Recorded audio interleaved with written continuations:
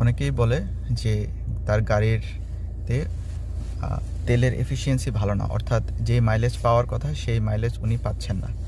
আমার গাড়ির ডিজেল ইঞ্জিনের এখানে ড্যাশবোর্ড থেকে আমি দেখতে পারতেছি যে গাড়ি প্রতি 100 কিলোমিটারে 5.5 লিটার ডিজেল সে ইউজ করে। একটা ছোট্ট একটা টিপস আছে, সেই টিপসটা যদি আপনি ফলো করেন তাহলে আপনি গাড়িতে অবশ্যই ভালো মাইলেজ পাবেন। এখানে অডোমিটারে আপনি যেটা দেখতে পারতেছেন, এখানে 10 এবং 20, মাঝখানে আছে 15।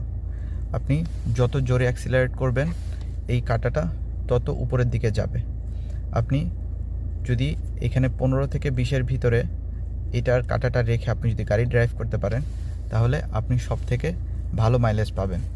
এখন প্রশ্ন হচ্ছে, ফার্স্ট গিয়ারে এটা 30-এর উপরে উঠে যাইতে পারে, কিন্তু আপনি ফোর্থ এবং ফিফথ গিয়ারে যখন থাকবেন তখন অবশ্যই আপনাকে এটা 15 থেকে 20-এর ভিতরে থাকতে হবে।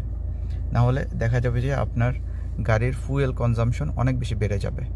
সো এই ছোট্ট একটা টিপস মনে রাখলে আপনি অবশ্যই আপনার গাড়িতে ভালো মাইলেজ পাবেন।